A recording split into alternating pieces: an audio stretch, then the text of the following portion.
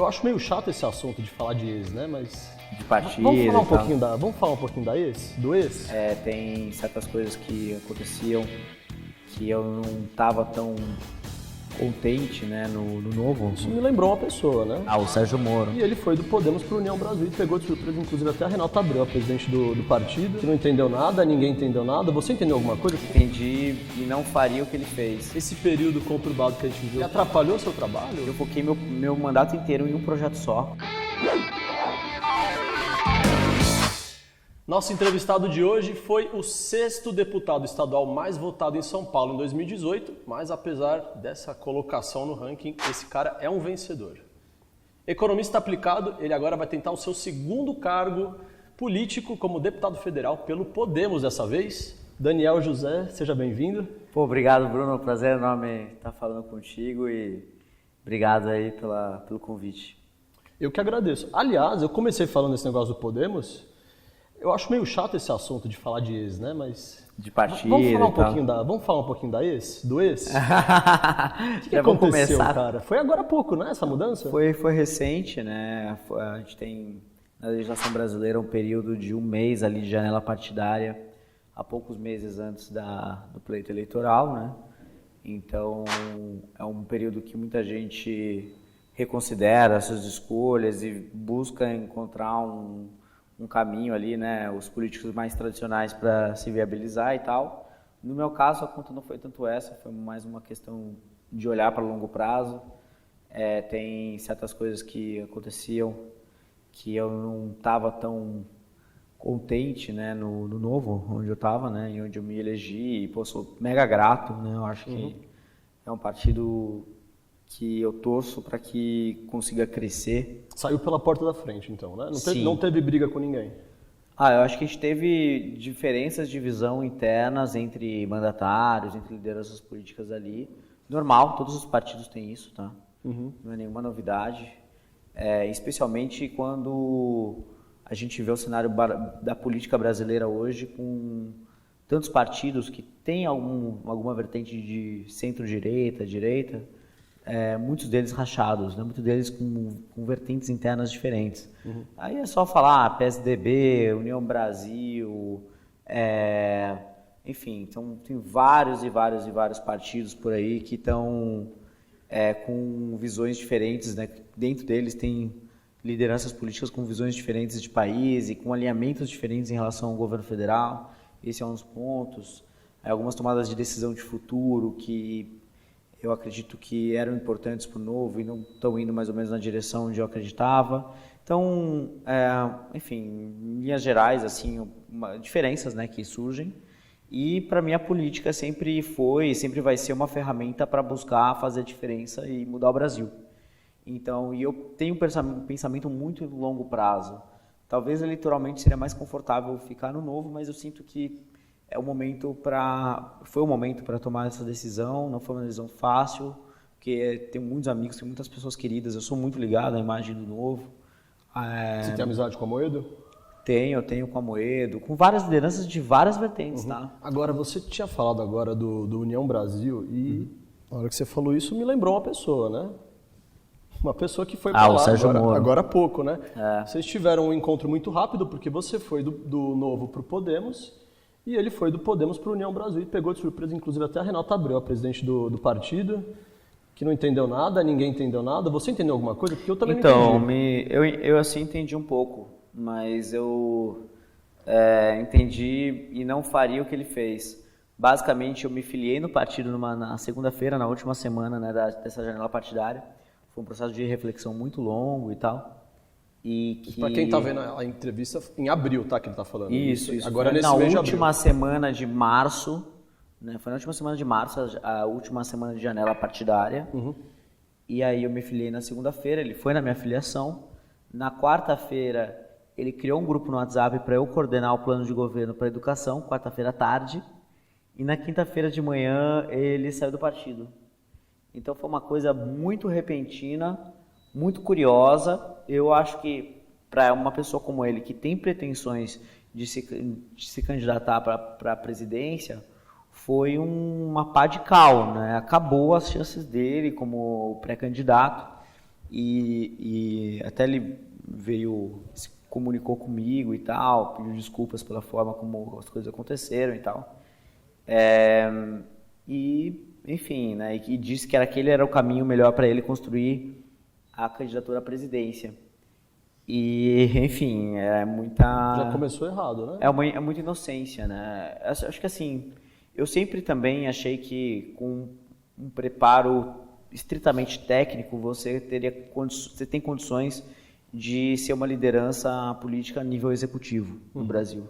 Mas isso não é verdade. Para mim, o legislativo, esses 3 anos de Assembleia Legislativa, tem sido uma escola muito importante. Assim, eu tenho aprendido muito, muito, muito, sabe?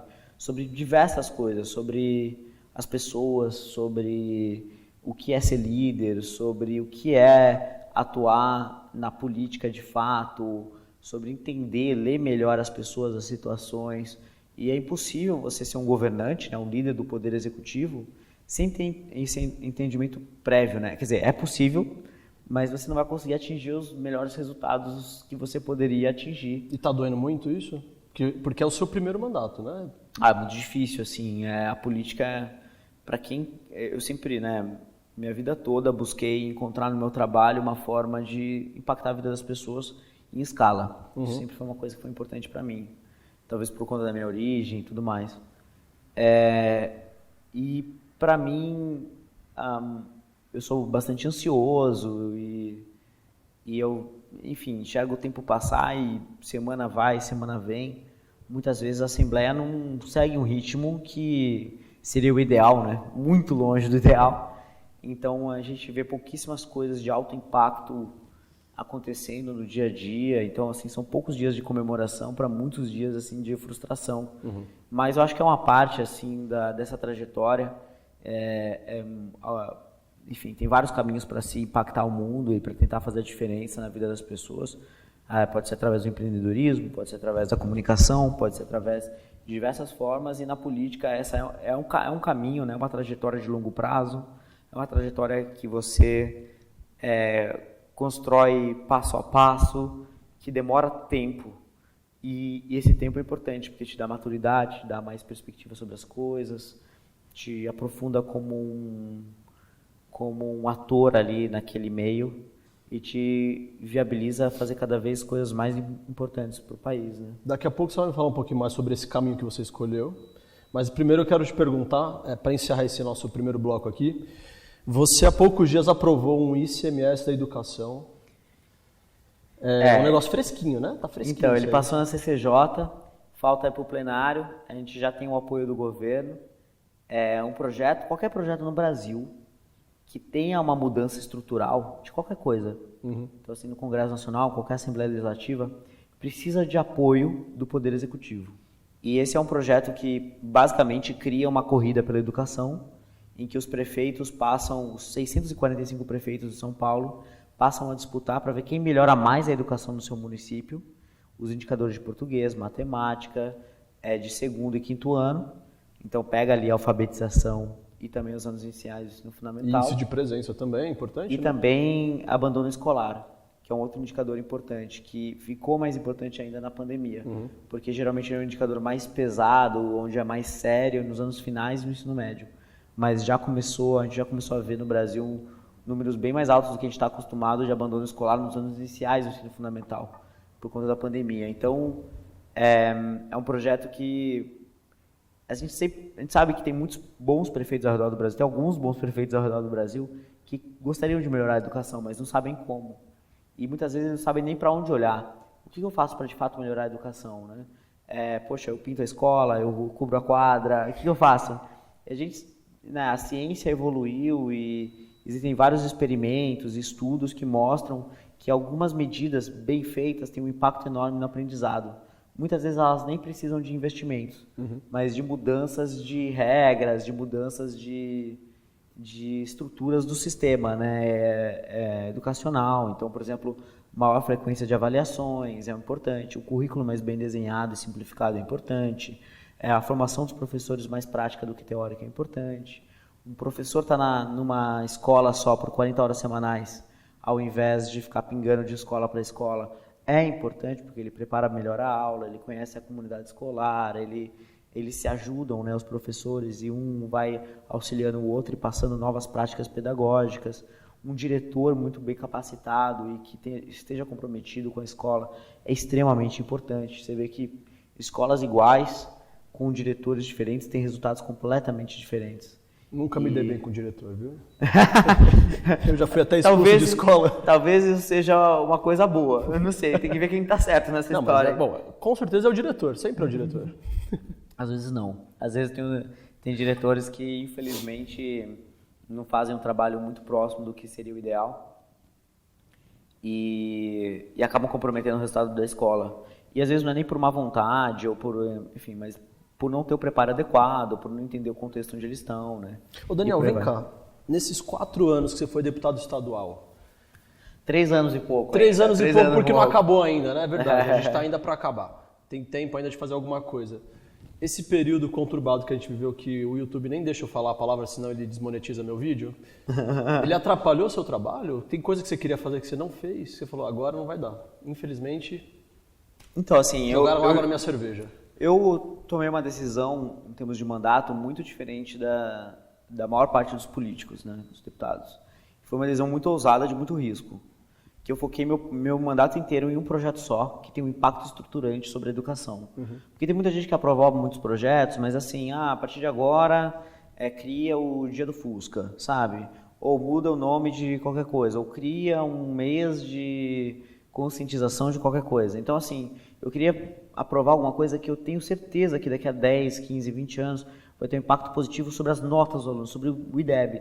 E o ICMS educacional, criando essa corrida entre os prefeitos, que vão disputar 10 bilhões de reais todos os anos, através desses indicadores de educação. É um baita prêmio, né? É muito mais que a Mega Sena. Porque isso, no final de contas, é um repasse de ICMS, que é o imposto principal que o Estado arrecada, que uma parte dele já é passado para os municípios, certo, por critérios pré-estabelecidos e defasados. Então, eu estou anulando alguns critérios e colocando um bloco de critérios novos com desempenho em educação. Então, passa a ser uma renda variável ano a ano, em que depende exclusivamente dos prefeitos o quanto que eles estão conseguindo fazer um trabalho bem feito ou não para os indicadores educacionais do seu município. Não são critérios corruptíveis? Não, porque a gente fez são 3 anos assim, de discussões, de elaboração desse projeto, junto com o Banco Mundial, com o Instituto Natura, com a Secretaria de Educação também. A gente fez o trabalho a muitas mãos, né? Extremamente técnico e prevendo vários tipos de possíveis fraudes. Esse projeto, inclusive, traz uma inovação importante, que é a expansão da avaliação estadual anual, que é o SARESP. Né? Ele hoje não acontece em todos os municípios e os municípios pagam para o Estado para realizar essa avaliação. E a partir da implementação do ICMS educacional, os municípios não vão precisar mais pagar, e o Estado vai financiar essa avaliação para todos os municípios do Estado. Então, vai ser uma prova censitária, todos os alunos vão fazer. E isso é muito importante, porque o aumento da frequência de avaliação é importantíssimo para você saber se os alunos estão aprendendo ou não e o que precisa ser, e elaborar estratégias para aumentar a aprendizagem dos alunos, né? Muito bom. Então, já tem evidência que mostra que, de novo, esse foi um projeto que foi implementado pela primeira vez no Ceará, em 2007. Na época, salvo engano, o governo do Cid Gomes. Então, eu imaginei que tivesse alguma coisa a ver com o Ciro Gomes. Sim. Independentemente, assim, para mim, eu defendo políticas públicas que funcionam, que as evidências mostram que funcionam. Naquele caso, foi uma política pública muito bem sucedida. Os estados estão se adequando, estão implementando suas versões de ICMS educacional. E eu acho que muito do que eles vão colher no futuro depende das regras do jogo que eles determinarem agora. Que é mais ou menos aquilo que eu disse. Às vezes não é colocar mais dinheiro, é você fazer boas regras que orientam os incentivos dos agentes do sistema visando o resultado. Regras que têm que ser obedecidas, né? Muito bem. Daqui a pouquinho a gente vai falar sobre alguns outros assuntos que vão em torno da sua pessoa, inclusive terceira via daqui a pouco é um assunto também. Boa. Daqui a pouco a gente volta. E como é que você vê essa terceira via? Se a gente quiser mudar o Brasil de fato, a gente tem que fazer coisas muito ousadas. Você, apesar da sua origem, que você não esconde de ninguém, você tem um jeito de se vestir bem cool, assim, bem coxinha. Eu já passei por coisas que, a pessoa talvez pode olhar pra mim agora, né, desse jeito que você falou e tal. Mas ela não sabe várias coisas que eu já passei.